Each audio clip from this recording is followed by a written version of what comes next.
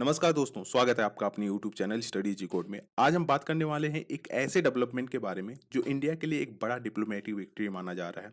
America ने officially the resistant front यानी TRF को ग्लोबल टेररिस्ट ऑर्गेनाइजेशन डिक्लेयर कर दिया है। यह वही ग्रुप है जो अप्रैल 2025 के पहलगाम टेरर अटैक के पीछे था, जिसमें 26 लोग शहीद हुए थे। लेकिन टीआरएफ सिर्फ एक नाम है।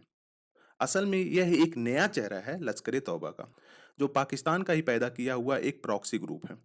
इस डिजिग्नेशन के बाद दुनिया को एक स्ट्रॉन्ग मैसेज मिल गया, टेरर के खिलाफ जीरो टॉलरेंस और पाकिस्तान के डबल स्टैंडर्ड अब और नहीं चलेंगे। तो चलिए इस वीडियो में हम डिटेल में समझते हैं टीआरएफ का असल कनेक्शन क्या है और अमेरिका के यह जो कदम है वो क्यों इतना इंपॉर्टेंट है। तो चलिए देखते हैं काफी डिटेल में।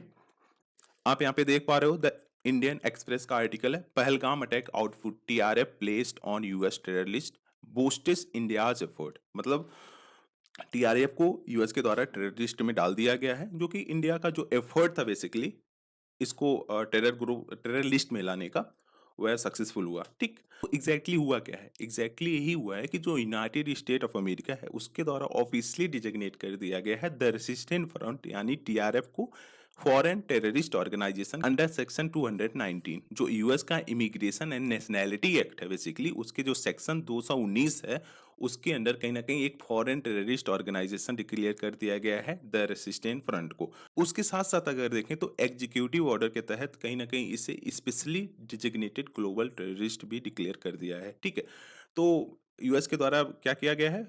फॉरेन टेररिस्ट ऑर्गेनाइजेशन डिक्लेयर किया गया है सेक्शन 219 के तहत, जो यूएस का इमिग्रेशन एंड नेशनैलिटी एक्ट है, और specially designated global terrorist executive order के तहत कहीं ना कहीं उसे डिक्लेयर कर दिया गया है। यह सब जो स्टेप लिया गया है वह क्यों लिया गया है? इसमें इंडिया के काफी ज्यादा बड़ा हाथ है, क्योंकि देखो, जो अभी रिसेंट में 22 अप्रैल 2025 में पहलगाम टेरर अटैक हुआ था, उसमें टीआरएफ ने डायरेक्टली कहीं ना कहीं उसकी रिस्पॉन्सिबिलिटी ली थी।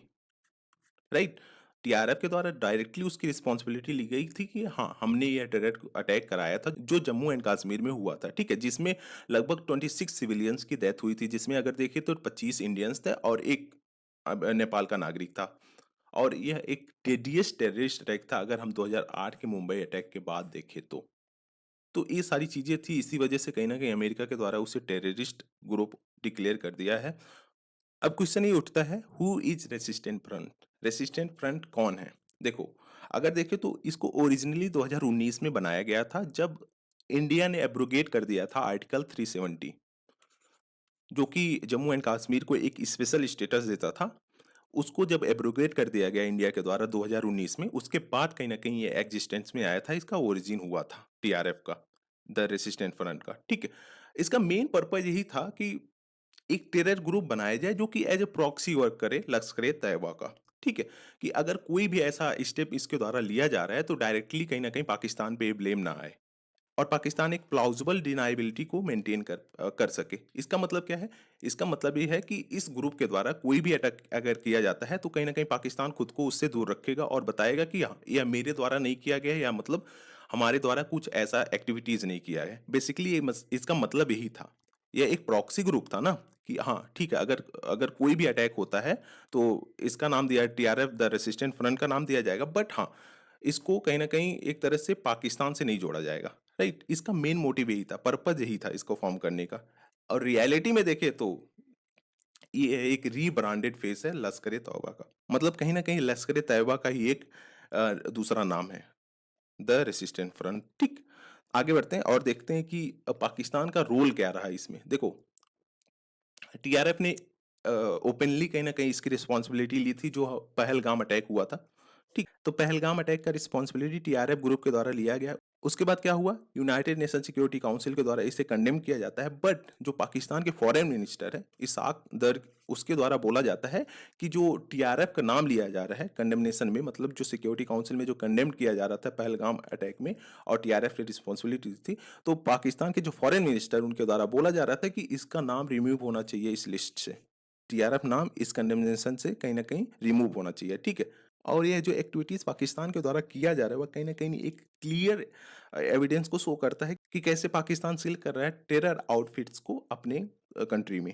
राइट? मतलब जो जितने टेरर आउटफिट्स हैं वहाँ पे जो ऑपरेट कर रहे हैं पाकिस्तान से, उसको पाकिस्तान कैसे बचा रहा है। और ऐसे सेम पैटर्न्स हमें प्रीवियसली भी देखे गए हैं, जैसे denying involvement after Pulwama attack जो हुआ था, उरी अटैक हुआ था 2016 में, फिर मुंबई अटैक हुआ था 2008 में। ये सारी चीज़ें कहीं ना कहीं लिंक्ड थी, पाकिस्तान बेस्ड जो ग्रुप्स था, टेरर ग्रुप्स था, उससे लिंक थी। बट पाकिस्तान ऑफिशियली इसको डिनाई कर रहा है कि नहीं, यह पाकिस्तान के द्वारा नहीं किया जा रहा है, पाकिस्तान में जो ग्रुप्स हैं, टेरर ग्रुप्स हैं बेसिकली, उसके द्वारा नहीं किया जा रहा है। तो यह कहीं ना कहीं कंप्लीटली रॉन्ग है। अगर देखें तो इंडिया का क्या रोल रहा है यूएस के डिजिग्नेशन में, अगर देखें जो यूएस ने डिजिग्नेट किया है टीआरएफ को टेररिस्ट ऑर्गेनाइजेशन, तो इंडिया का क्या रोल रहा है। देखो, इंडिया ने वेरियस डिटेल्स को सबमिट किया है, जैसे टीआरएफ की leadership, funding sources, link in लश्कर तैयबा, और इसके बाद क्या इन्वॉल्वमेंट था उसका टेरर अटैक्स में, इस सब चीज़ों की लिस्ट को सबमिट किया था यूएस में। तो यूएस ने कहीं ना कहीं इसको वेरीफाई किया है, इवेल्युएट किया, और कहीं ना कहीं टेक्निकल एंड एविडेंस बेस पे उसको टेररिस्ट ग्रुप डिक्लेयर किया, राइट।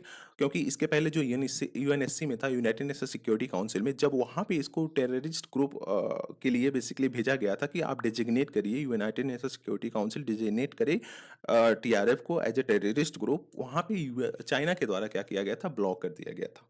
यह डेजिग्नेशन चाइना के द्वारा ब्लॉक कर दिया गया था, जिसकी वजह से यह टेररिस्ट ऑर्गेनाइजेशन नहीं बन पाया था, आई मीन डिजिग्नेट नहीं हो पाया था।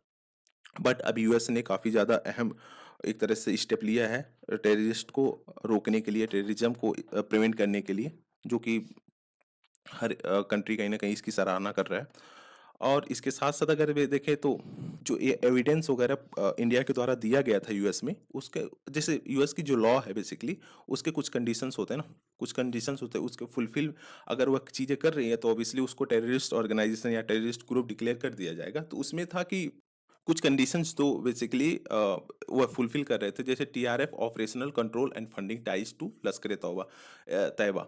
बेसिकली क्या है, जो टीआरएफ का एक तरह से ऑपरेशनल कंट्रोल था, वह किसके हाथ में था, लश्कर तैयबा, और फंडिंग टाइज भी हमें इससे देखने को मिलती थी। उसके बाद it's involvement in deadly attacks with cross border planning, जैसे पहलगाम अटैक हो गया, ठीक है। फिर उसके बाद वेरियस जो अटैक वगैरह किए गए थे इनके द्वारा। फिर उसके बाद अगर देखें तो prove that group poses the intent and capability to conduct international terrorism, यह भी एक कंडीशन है बेसिकली। तो यह ग्रुप जो था वह कहीं ना कहीं इतना पावर रखता है कि हाँ, ग्लोबल टेररिज्म को फैला सकता है, और उसकी क्षमता है कि इंटरनेशनल टेररिज्म को काफ़ी हद तक फैला सकता है। इसी सब के रीजन की वजह से कहीं ना कहीं यूएस के द्वारा इसे as a terrorist organisation declare किया गया है, राइट। आगे देखते हैं why the terrorist designation is important. जो ये टेररिस्ट डिजिग्नेशन मिला है टीआरएफ को, वह इम्पोर्टेंट क्यों है। देखो, ऑपरेशनल इम्पैक्ट की बात करें अगर, तो जितने भी टीआरएफ के नो फाइनेंशियल एसेट होंगे यूएस में, जितने भी टीआरएफ के फाइनेंशियल एसेट होंगे यूएस में, उसको फ्रीज कर दिया जाएगा तुरंत ही। उसको फ्रीज करने पे उसकी फंडिंग रुक जाएगी, राइट। फिर उसके बाद क्या होगा, बैन एनी ट्रांजैक्शन और सपोर्ट। यूएस के द्वारा कोई भी ऐसा ट्रांजैक्शन नहीं किया जाएगा इस ग्रुप को।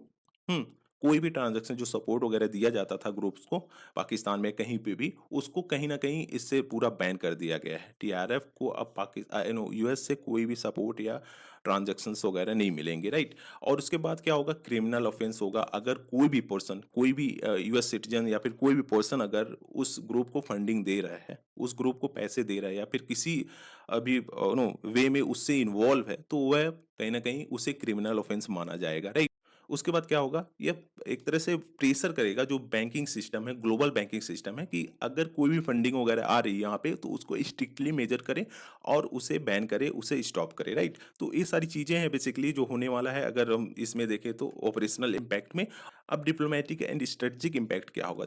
देखो, अब ये जो स्टेप है ना, वह कहीं ना कहीं पुश करेगा पाकिस्तान को री inclusion in FATF grey list, क्योंकि उसने फुलफिल नहीं किया ना, जो एक था कि वह टेरर इंफ्रास्ट्रक्चर को कहीं ना कहीं डिसमेंटल करेगा, मतलब कि उस चीज़ों को प्रमोट नहीं करेगा, बट फिर से ये सारी एक्टिविटीज वो करते हुए दिख रहा है, तो ऑब्वियसली उसे एफएटीएफ के ग्रे लिस्ट में डाल दिया जाएगा, ठीक है। फिर उसके बाद क्या होगा कि वेरियस जो यूनाइटेड स्टेट्स के एलाइज हैं और यूरोपियन नेशंस है, उसके द्वारा भी कहीं ना कहीं इसे टेररिस्ट ग्रुप डिक्लेयर किया जाएगा। ऑब्वियसली एक तरह से यूएस की तरफ से प्रेशर रहेगा, वेरियस जो यूरोपियन नेशंस हैं, यूरोपियन कंट्रीज हैं, वह यूएस के एक तरह से एलाइज है, तो कहीं ना कहीं ये सारी चीज़ें होंगी जिससे अदर भी कंट्रीज टेररिस्ट ऑर्गेनाइजेशन डिक्लेयर करेंगे इस ग्रुप को, ठीक है।